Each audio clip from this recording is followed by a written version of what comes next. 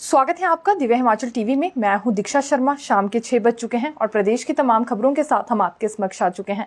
कई latest updates आज इस बुलेटिन में हम आपके साथ साझा करने वाले हैं। देखिए, विशेष तौर से बात करेंगे अब सरकार को लेकर भी, क्योंकि पिछले कल वोटिंग हो चुकी है। इसके बाद पूरे देश में यही हलचल हो रही है कि आखिरकार केंद्र में किसकी सरकार बनने जा रही है। पहला रुझान कब आएगा, कैसे आएगा, इससे जुड़ी पूरी जानकारी हम आपको देंगे। दूसरी बड़ी बात, मुख्यमंत्री सुखविंदर सिंह सुक्खू के बड़े बयान से जुड़ी भी करेंगे। पिछले कल शाम को 7 बजे विभिन्न प्लेटफॉर्म्स पर एग्जिट पोल सामने आ गए थे। इन एग्जिट पोल्स को लेकर क्या कुछ मुख्यमंत्री सुक्खू की ओर से कहा जा रहा है, गलत उन्होंने ठहरा दिया है इन एग्जिट पोल्स को। और जो कांग्रेस हिमाचल प्रदेश में अभी अपना आंकड़ा लेकर चल रही है फिलहाल, उसे लेकर मुख्यमंत्री का क्या कुछ मानना है, क्या उन्होंने कहना चाहा है, ये भी जानकारी हम आपको देंगे।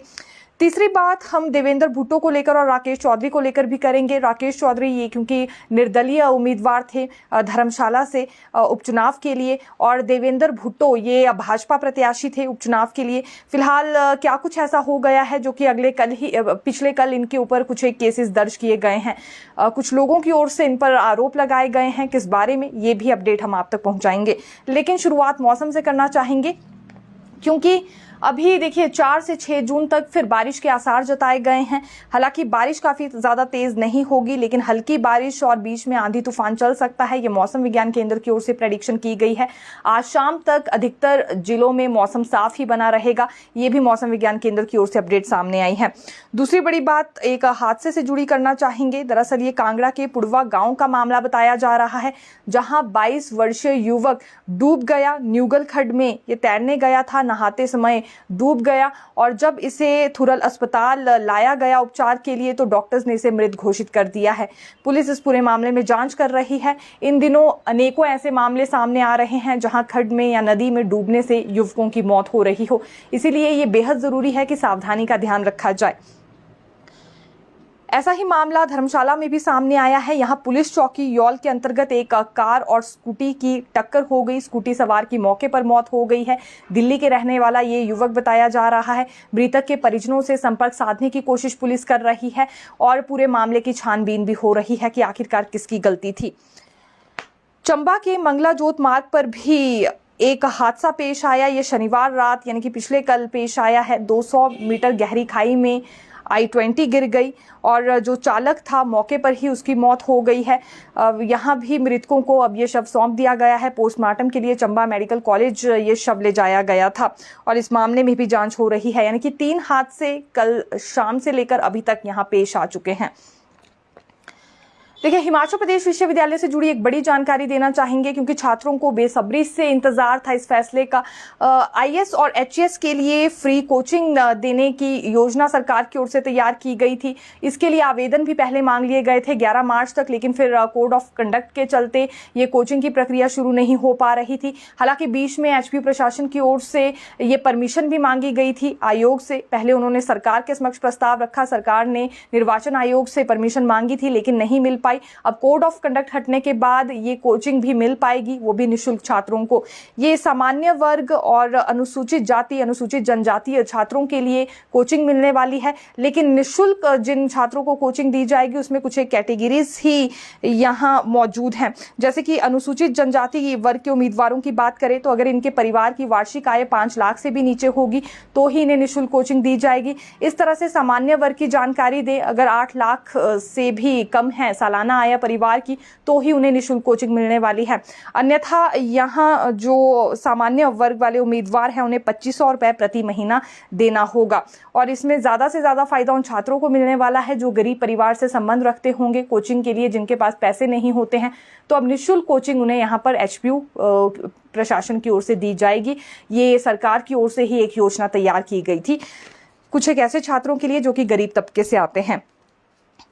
देखिए, एग्जिट पोल पर किस तरह के रिएक्शन सामने आ रहे हैं ये भी आपको अपडेट दे देते हैं, क्योंकि पिछले कल वोटिंग हो चुकी है। हिमाचल प्रदेश में आखिरी चरण में मतदान होना था और इस बारी जो वोटिंग परसेंटेज रही है वो भी हालांकि कुछ एक क्षेत्रों में काफ़ी अच्छी मानी जा रही है। कुछ ऐसे भी क्षेत्र सामने आए हैं जैसे शिमला, धर्मशाला, भरमौर की बात करें तो यहाँ वोटिंग परसेंटेज बहुत बुरी तरह से गिर गई है और यहाँ अब अगली बारी के लिए और ज़्यादा मेहनत करने की ज़रूरत है। निर्वाचन आयोग को ये अभी फिलहाल मानकर हम चल सकते हैं लोगों को जागरूक करना इन क्षेत्रों में बेहद जरूरी हो गया है, क्योंकि लगातार हर इलेक्शन के दौरान यहाँ देखने में आ रहा है, विधानसभा चुनावों में भी यहाँ सबसे कम वोटिंग परसेंटेज थी और अभी जब लोकसभा के लिए चुनाव हुए हैं तो भी वोटिंग परसेंटेज काफी ज्यादा कुछ क्षेत्रों में गिर गई है।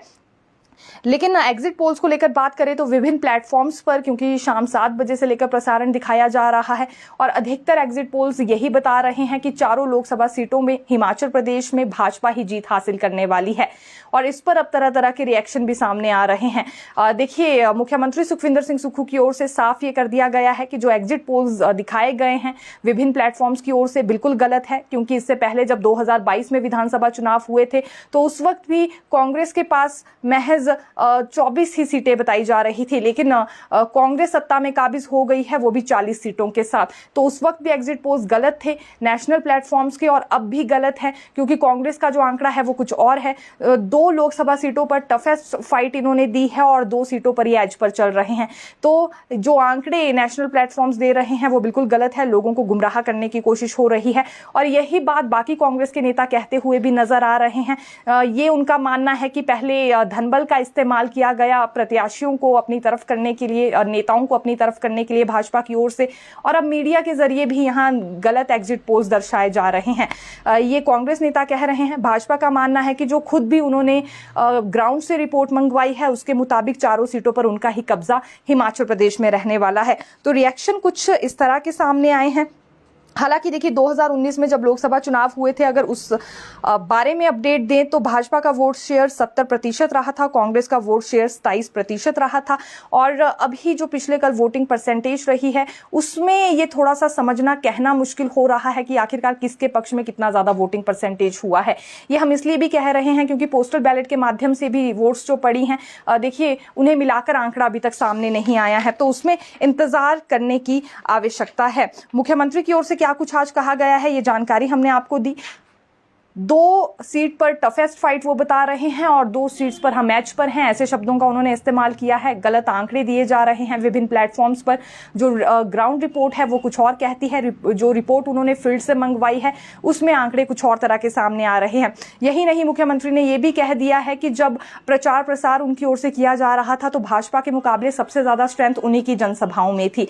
ये दावा भी करते हुए मुख्यमंत्री यहाँ नजर आ रहे हैं। सांसद प्रतिभा सिंह ने भी हालांकि यही कहा है कि जो इस बार मुकाबला है वो काफी ज्यादा रोचक रहा है। विशेष तौर से मंडी संसदीय सीट का उन्होंने जिक्र किया और विक्रमादित्य सिंह ही विजय रहने वाले हैं, ये भी प्रतिभा सिंह की ओर से दावा हो चुका है। देश में इंडिया गठबंधन की ही सरकार बनने वाली है। एग्जिट पोल्स के विपरीत ही यहाँ पर नतीजे सामने आने वाले हैं।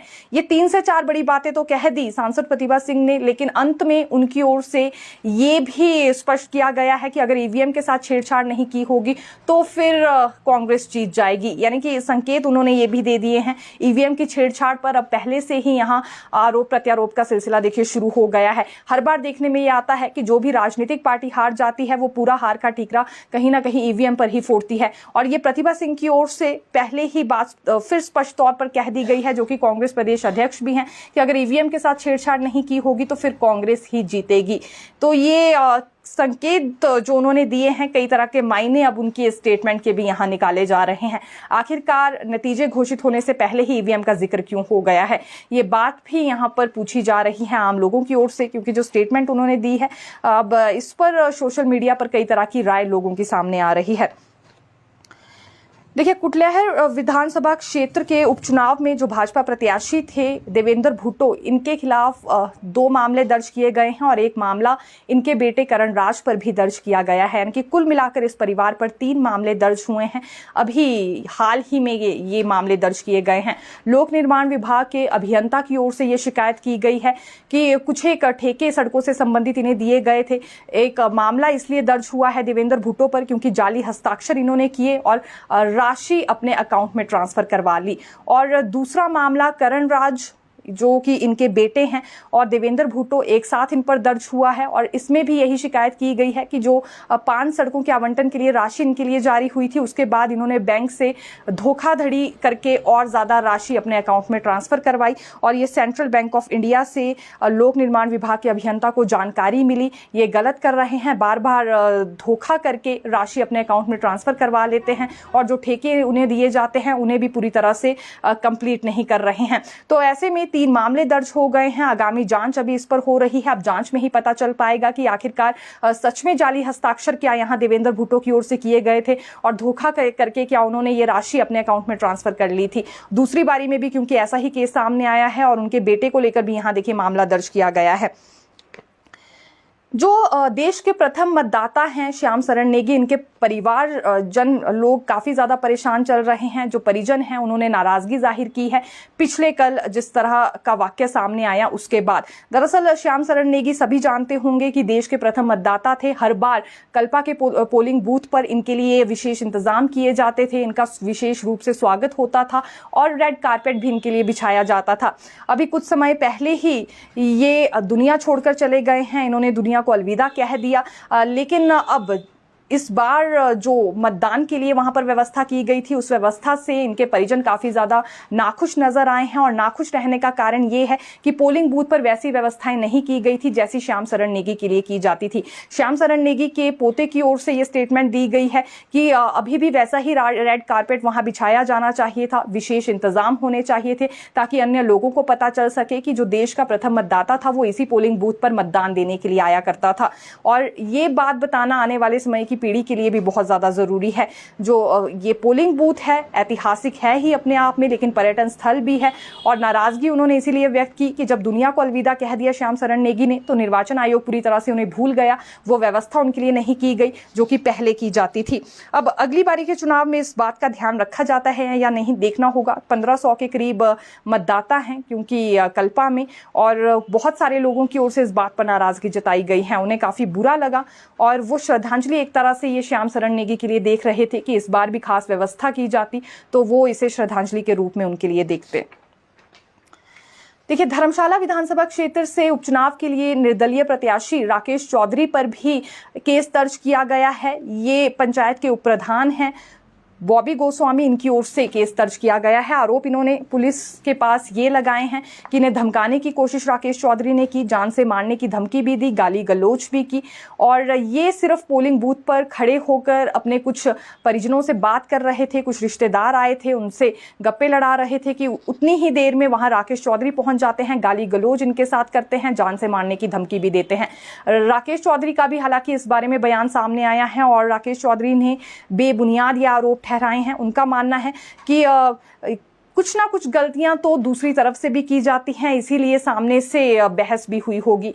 आरोप क्योंकि राकेश चौधरी का ये है कि जो ये बॉबी गोस्वामी हैं लोगों को भड़का रहे थे, गुमराह कर रहे थे और राकेश चौधरी को वोट नहीं देनी है इस तरह की अपील कर रहे थे। तो इसी बारे में वो उनसे बात करने गए थे, लेकिन इन्होंने कोई अपशब्द नहीं कहे हैं, गाली गलौज का इस्तेमाल नहीं किया है। अब पूरे मामले की जांच पुलिस कर रही है और एसपी कांगड़ा की ओर से ये स्पष्ट कर दिया गया है कि दोनों के स्टेटमेंट्स ले ली गई है, अब जांच की जाएगी और आईपीसी धारा 506 के तहत यहां मामला दर्ज हो चुका है। छानबीन के बाद पता लग पाएगा किसकी गलती थी या किसकी नहीं थी। राकेश चौधरी की ओर से भी क्योंकि उल्टे आरोप लगाए गए हैं कि जो बॉबी गोस्वामी थे ये इनके वोटर्स को प्रभावित करने की कोशिश कर रहे थे। देखिए, हमीरपुर जिला के ग्राम पंचायत लंबलू में और चमनेड़ के तहत आने वाले लोगों को डायरिया फैल रहा है और बहुत ही गंभीर रूप से ये डायरिया से ग्रस्त हो रहे हैं।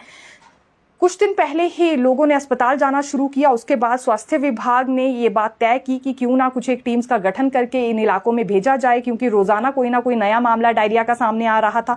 8 टीम जब फील्ड पर उतरी तो पता चला कि इन पंचायतों में 58 के करीब लोग डायरिया से ग्रस्त हो गए हैं। अब इसके बाद सैंपल लिए गए हैं भंडारण टैंक के, ताकि पता चल सके कि आखिरकार किस वजह से ये बीमारी की चपेट में आ रहे हैं। हालांकि जो पानी लोग अपने घरों में इस्तेमाल कर रहे हैं उसके भी सैंपल सैंपल भेजे जाएंगे अन्य विभाग के पास, स्वास्थ्य विभाग की ओर से ही। अभी कुछ लोग हैंडपंप का भी क्योंकि पानी इस्तेमाल कर रहे हैं, नलके का भी इस्तेमाल कर रहे हैं और जो प्राकृतिक जल स्रोत होते हैं वहां से भी पानी लाने का काम कर रहे हैं। तो अब ये कारण खंगाले जाएंगे कि इतने सारे लोग एक साथ यानी कि बल्क में ये डायरिया से ग्रस्त क्यों हो गए। 98 संख्या काफी ज्यादा है और उल्टी से, बुखार से, दस्त से ये बहुत बुरी तरह से पीड़ित बताए जा रहे हैं। तो इसीलिए बाकी लोगों से भी हम अपील करना चाहेंगे क्योंकि इन दिनों पानी खराब भी आता है और आप जब घर में पानी पीते हैं तो उसे उबाल कर ही पिएं दोनों पंचायतों में, क्योंकि लोग काफ़ी ज़्यादा पीड़ित हो गए हैं डायरिया से। वोटिंग को लेकर एक जानकारी हम आपको और देते हैं क्योंकि देखिए ये क्रेडिट देने वाली बिल्कुल बात है उन लोगों को जो काफ़ी ज़्यादा जागरूक है। नाहन में सबसे ज़्यादा वोटिंग परसेंटेज रही है, ये 80% वहाँ पर वोटिंग हुई है। जिला सिरमौर में नाहन पड़ता है और नाहन विधानसभा क्षेत्र से डॉक्टर राजीव बिंदल जो भाजपा प्रदेश अध्यक्ष हैं चुनाव लड़ते हैं। दूसरे नंबर पर सराज रहा है, ये नेता प्रतिपक्ष जयराम ठाकुर की का गृह विधानसभा क्षेत्र है। हालांकि सराज की अगर बात करें तो पिछले चुनावों में भी यहाँ सबसे ज्यादा वोटिंग परसेंटेज रही थी और इस बार भी कोई कमी नहीं है। तो भरमौर, शिमला, धर्मशाला ये कुछ एक ऐसे क्षेत्र हैं जहां लोगों को सीख लेने की आवश्यकता है कि जरूरी है मतदान करना। सबसे कम वोटिंग परसेंटेज क्योंकि यहीं देखने के लिए मिलती है। नाहन में 80% वोटिंग हुई है और देखा जा सकता है जो सराज है यहाँ 79% निकलकर सामने आई हैं और रिकॉर्ड एक तरह से 2 से 3 इलाकों में टूटकर रह गए हैं वोटिंग परसेंटेज को लेकर। अभी 4 जून को यह आंकड़ा और ज्यादा बढ़ सकता है क्योंकि पोस्टल बैलेट भी खुलने वाली है ईवीएम के साथ, तो फिर आंकड़ा एक तरह से स्पष्ट रूप से सामने आ पाएगा। हालांकि एक तरह से नतीजे ही यहाँ पर घोषित हो जाएंगे। उपायुक्त लाहौल स्पीति राहुल कुमार की ओर से भी एक बड़ी जानकारी दी गई है। दरअसल इनका कहना है कि ईवीएम मशीनों को काजा स्ट्रांग रूम से मतगणना के लिए आज वायुसेना के हेलीकॉप्टर के माध्यम से केलोंग मुख्यालय में पहुंचाया गया है और स्पीति उपमंडल के 29 मतदान केंद्रों की मतदान के उपरांत लाई गई मशीनों की एडीएम काजा राहुल जैन और सुरक्षा बलों की निगरानी में आज कड़ी सुरक्षा में स्ट्रिंगरी हेलीपैड में उतारा गया। केलोंग मुख्यालय में स्थित स्ट्रांग रूम में सुरक्षित इन्हें पहुंचा दिया गया है। अब 4 जून को ठीक 8 बजे यहां पर भी काउंटिंग का सिलसिला शुरू होने वाला है। अब सरकार किसकी बनेगी, खैर इसकी निगाहें हर किसी पर है, लेकिन कितने काउंटिंग सेंटर तैयार किए गए हैं, कितने स्ट्रांग रूम तैयार किए गए हैं, ये भी जानकारी एक दफा हम आपको देना चाहेंगे। 68 विधानसभा क्षेत्र हैं और 68 ही स्ट्रांग रूम तैयार किए गए हैं, 68 ही काउंटिंग सेंटर्स भी यहां पर तैयार हुए हैं। देखिए सबसे ज्यादा 8 काउंटिंग लोकेशन शिमला जिला में है, जबकि चंबा, लाहौल स्पीति, कुल्लू, ऊना, सिरमौर और किन्नौर जिला में एक ही काउंटिंग लोकेशन यहां पर तैयार की गई है। मतगणना ठीक सुबह 8 बजे शुरू हो जाएगी और पोस्टल बैलेट के साथ ही ईवीएम खुलने वाली है, जैसा कि बार बार एक चीज हम कह रहे हैं। अंतिम खबर देना चाहेंगे लोन से जुड़ी 1200 करोड़ का लोन क्योंकि अब सरकार के खाते में आने वाला है। हालांकि पिछले हफ्ते ही इसे नोटिफाई कर दिया गया था। अभी 6 जून को आचार संहिता हट जाएगी, उसके बाद सामान्य कामकाज करने के लिए सरकार को राशि की आवश्यकता पड़ने वाली है।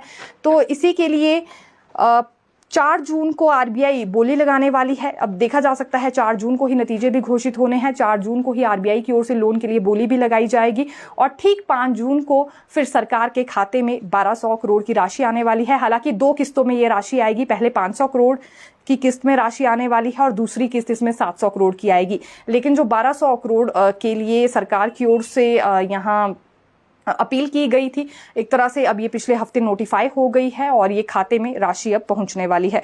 तो फिलहाल के लिए यही जानकारी, फिर मिलेंगे नई खबर के साथ। देखते रहिए दिव्य हिमाचल टीवी। धन्यवाद।